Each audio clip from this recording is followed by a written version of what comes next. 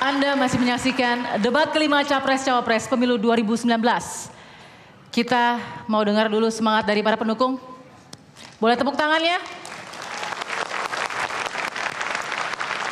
Baik, kita sudah masuk ke segmen kedua, Bapak-Bapak.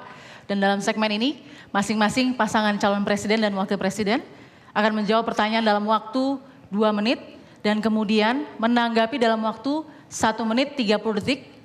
Semua pertanyaan yang dibuat oleh tim panelis ini dibentuk oleh Komisi Pemilihan Umum Republik Indonesia. Tugas kami membacakan pertanyaannya. Saya akan mengambil amplop tema ekonomi. Kita buka dulu. Ya, inilah amplop tema ekonomi A. Bapak-bapak, bisa dilihat. Masih dalam keadaan tersegel. Pertanyaan hanya akan saya bacakan 1 kali saja, tidak akan diulang kembali. Kami juga akan persilahkan kepada Bapak-Bapak mencatat pertanyaan jika diperlukan. Oke.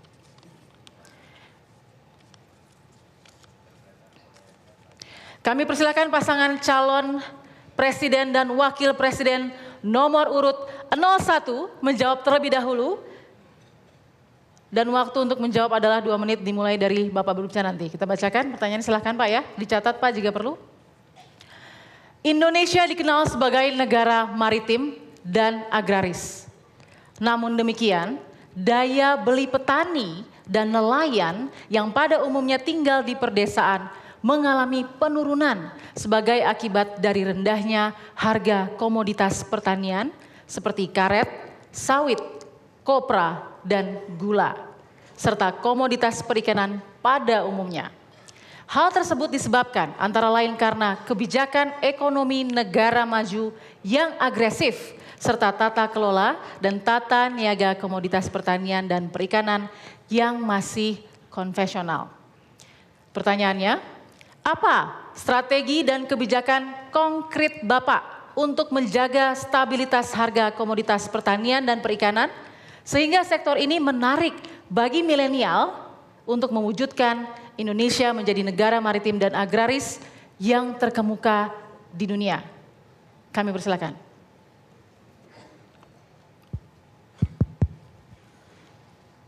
Ya, memang kita sudah terlalu lama komoditas-komoditas kita tergantung kepada pasar-pasar luar negeri dan kita sudah terlalu lama mengekspor dalam bentuk mentahan, raw material, baik itu karet, baik itu kelapa sawit, baik itu perikanan, baik itu komoditas-komoditas pertanian, sehingga strategi ke depan, baik di bidang perikanan maupun di bidang pertanian adalah hilirisasi, adalah industrialisasi. Perlu dibangun industri-industri perikanan sebanyak-banyaknya, pengolahan, pengalengan, sehingga kita mengekspor dalam bentuk barang-barang yang sudah olahan, sudah packaging di sini, sudah di-labeling di sini, sudah dibangun brand dari sini. Begitu juga untuk komoditas-komoditas perkebunan. Ke depan, kita harus berani melakukan hilirisasi, mencegah agar ekspor kita tidak dalam bentuk mentahan, tetapi minimal barang setengah jadi, atau kita tekan agar dikirim dalam bentuk barang jadi. Dan juga untuk bidang-bidang yang berkaitan dengan produk pertanian. Kita tahu anak-anak muda sekarang sudah membangun ekosistem online yang kalau ini bisa disambungkan dengan ekosistem offline dari produk-produk pertanian akan memudahkan petani-petani langsung berhubungan dengan konsumen, berhubungan dengan pembeli lewat digital ekonomi. Terima kasih Bapak Jokowi. Berikutnya kami persilahkan pasangan calon presiden dan wakil presiden nomor urut 02 untuk menjawab pertanyaan yang sama. Waktunya 2 menit dimulai dari saat Bapak berbicara. Baik, terima kasih. Justru di sini letak masalah di mana saya singgung bahwa ekonomi kita salah arah. Bahwa terjadi deindustrialisasi dan terjadi tidak adanya strategi yang dijalankan oleh pemerintah. Tadi niat Pak Jokowi bagus, tapi Pak Jokowi sudah berkuasa 4,5 tahun. Kenapa mengizinkan import? Petani hancur. Kenapa tidak melakukan industrialisasi tetapi difokuskan infrastruktur? Infrastruktur jangan-jangan mempermudah barang luar masuk ke Indonesia, bukan barang Indonesia yang keluar. Ini masalah yang kami katakan. Perlu ada reorientasi strategi pembangunan. Perlu ada polisi yang tegas menghentikan aliran uang ke luar negeri, kemudian fokus untuk membangun industri di segala bidang. Saya setuju, hilirisasi. Tetapi kenapa Bapak tidak laksanakan sudah 4,5 tahun? Bahkan Bapak izinkan menteri-menteri Bapak mengizinkan komoditas asing masuk ke Indonesia dengan begitu pesat dan begitu gampangnya. Saya kira demikian. Mungkin ya, kuncinya adalah entrepreneurship, kewirausahaan dan kepastian usaha. Dan saya yakin bersama Prabowo Sandi, pemerintahan yang kuat dengan kepemimpinan yang tegas dan berpihak kepada pengusaha-pengusaha nasional, menghadirkan kepastian usaha, kepastian hukum, sehingga investasi yang diperlukan untuk mengolah bahan mentah menjadi bahan jadi bisa terwujud. Baik, waktu habis. Terima kasih. Selanjutnya kami persilahkan pasangan calon presiden wakil presiden nomor 01 menanggapi. Waktunya 1,5 menit, Pak. Silahkan. Pak Prabowo, Pak Sandi, mengelola ekonomi makro itu berbeda dengan mengelola ekonomi mikro. Karena ekonomi makro itu agregat produksi dan sisi permintaan dan sisi supply itu harus dipengaruhi oleh dan dijaga oleh kebijakan-kebijakan pemerintah. Kalau kita berhadapan dengan ekonomi mikro, ini hanya jual dan beli, hanya membangun industri kemudian menjualnya produk yang ada. Tetapi ekonomi makro adalah mengelola agregat-agregat produksi. Sektor primer misalnya di bidang pertambangan, pertanian, perkebunan, kemudian sektor sekunder di bidang manufaktur. Saya kira tidak semudah itu. Artinya memerlukan tahapan-tahapan besar, inilah yang sedang kita kerjakan. Infrastruktur yang kita bangun ini nanti akan terhubung dengan kawasan-kawasan industri, akan terhubung dengan kawasan-kawasan pariwisata. Nggak mungkin langsung membalikkan tangan kemudian bisa membangun, kemudian langsung bisa mengekspor. Tidak, perlu tahapan-tahapan besar. Sudah berkali-kali saya sampaikan bahwa tahapan besar pertama adalah pembangunan infrastruktur, kita fokus. Tahapan kedua adalah pembangunan sumber daya manusia. Yang ketiga adalah reformasi struktural, dan yang keempat urusan teknologi dan inovasi. Inilah tahapan-tahapan besar yang ingin kita kerjakan. Waktu Anda habis, Bapak. Terima kasih. Kami persilakan pasangan calon presiden dan wakil presiden nomor urut 02 menanggapi. Waktu sama 1,5 menit. Silakan, Bapak. jadi kembali lagi, saya terus terang saja, saya tidak menyalahkan Pak Jokowi. Saya tidak menyalahkan. Ini masalah kesalahan kita sebagai bangsa dan sudah berjalan belasan bahkan puluhan tahun. Tapi kita harus berani mengoreksi diri. Kita salah jalan. Kita harus contoh seperti Republik Rakyat Tiongkok. Dalam 40 tahun dia hilangkan kemiskinan. 40 tahun. Kita harus contoh, berani belajar dari yang hebat. Jangan, saya tidak menyalahkan Bapak. Ini kesalahan kita semua. Jadi kita ini salah jalan. Kita harus kembali ke Undang-Undang Dasar 45 pasal 33. Belajar yang baik. Kita harus berani untuk merencanakan pembangunan, industrialisasi, ciptakan lapangan kerja, lindungi petani kita, lindungi nelayan kita, itu yang harus kita jalankan. Jadi saya tidak menyalahkan Bapak, karena ini kesalahan besar. Kesalahan besar, presiden-presiden sebelum Bapak, kita semua harus bertanggung jawab. Benar, itu pendapat saya. Terima kasih. Baik, cukup? Mau ditambahkan, Pak Sandi? Baik, waktu habis.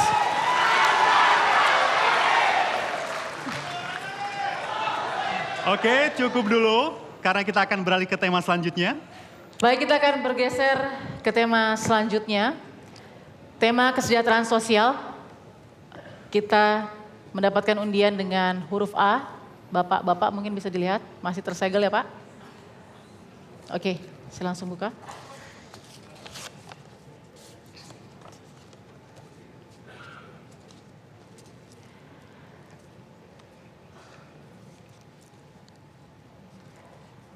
Disimak pertanyaannya baik-baik Bapak-Bapak.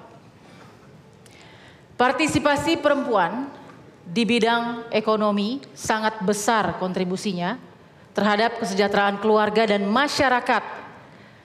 Indeks Ketimpangan Gender Global 2017 yang dirilis oleh World Economic Forum atau WEF menunjukkan tingkat partisipasi kerja perempuan Indonesia sebesar 51%, jauh lebih rendah dibandingkan partisipasi kerja laki-laki sebesar 84%. Di samping itu, diskriminasi dan kekerasan di lingkungan kerja terhadap perempuan masih sering terjadi. Pertanyaannya, bagaimana strategi dan kebijakan konkret Bapak untuk menjamin partisipasi perempuan Indonesia dalam kegiatan ekonomi agar perlindungan dari diskriminasi dan tindakan kekerasan di dunia kerja bukan hanya sekedar wacana? Kami mempersilahkan pasangan calon presiden dan wakil presiden nomor urut 02 untuk menjawab, dan waktu untuk menjawab dipersilahkan 2 menit. Waktu akan dimulai sejak Bapak berbicara.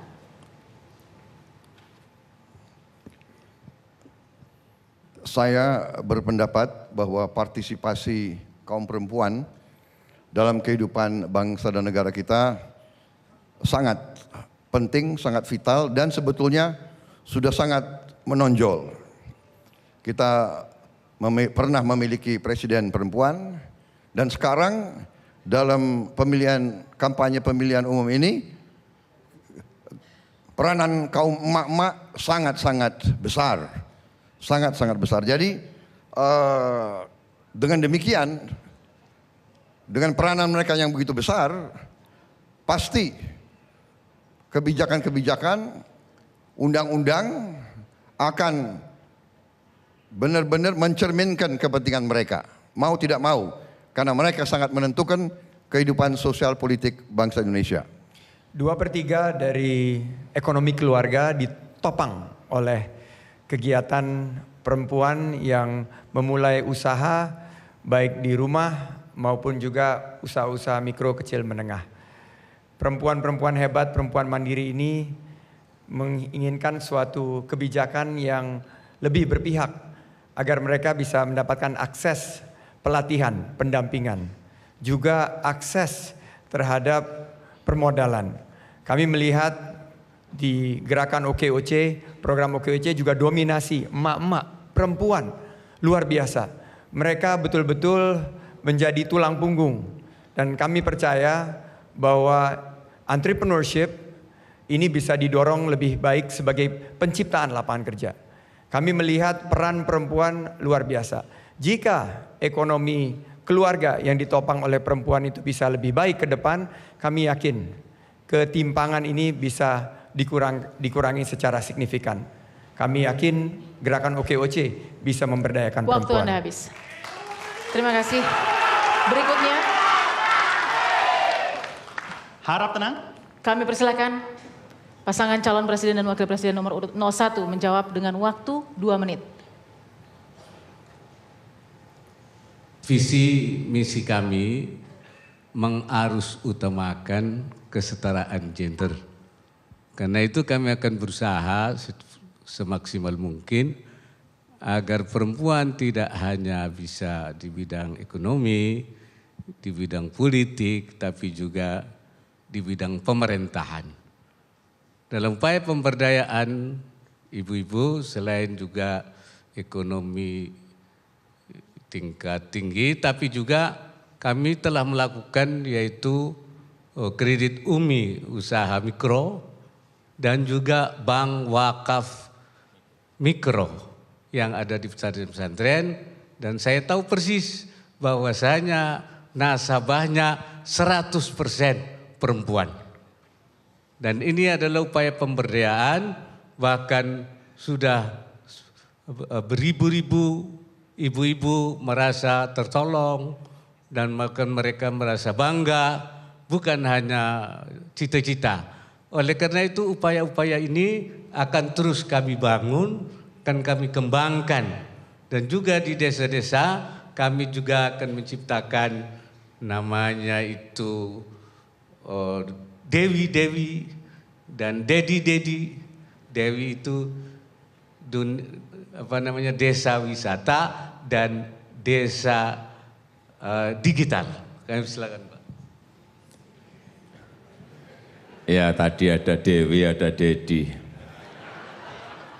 Saya ingin menambahkan sedikit mengenai program untuk ekonomi terutama perempuan. Kita memiliki program yang namanya Mekar dari PNM.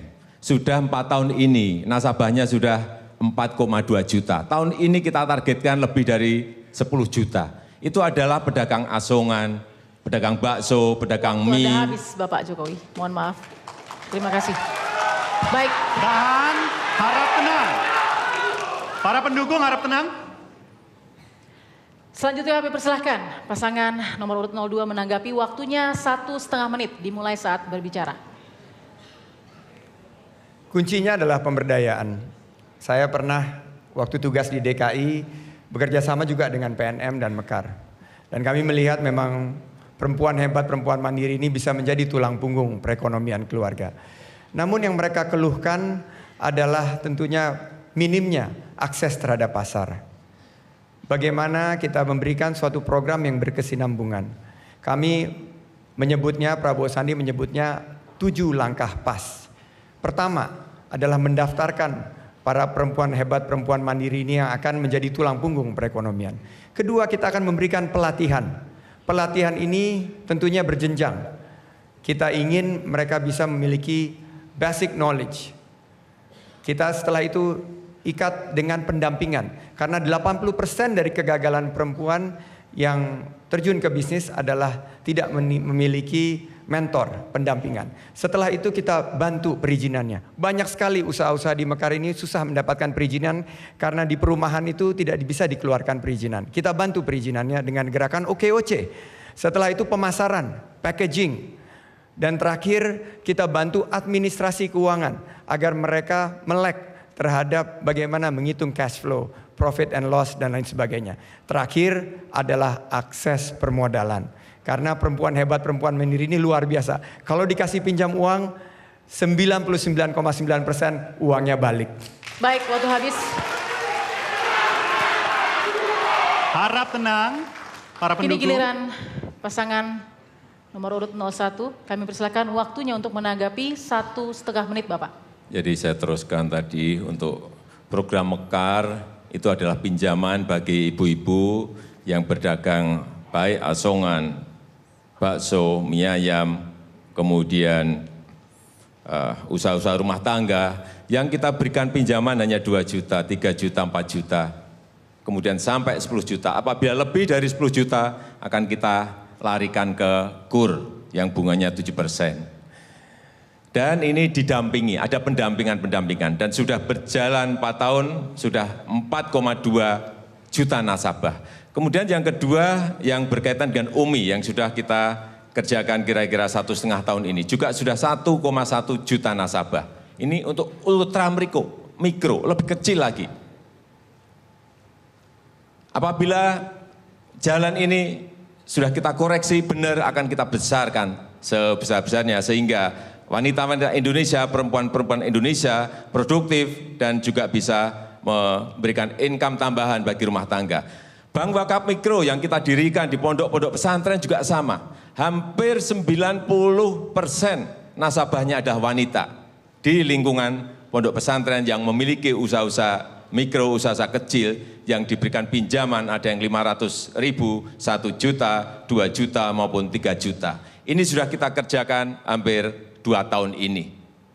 Oleh sebab itu kami meyakini insya Allah program-program 3 tadi akan bisa memberikan kemandirian pada ekonomi keluarga. Bapak, baik, terima kasih. Baik hadirin pemirsa, pertanyaan tema ekonomi dan kesejahteraan sosial dari panelis telah dijawab para kandidat.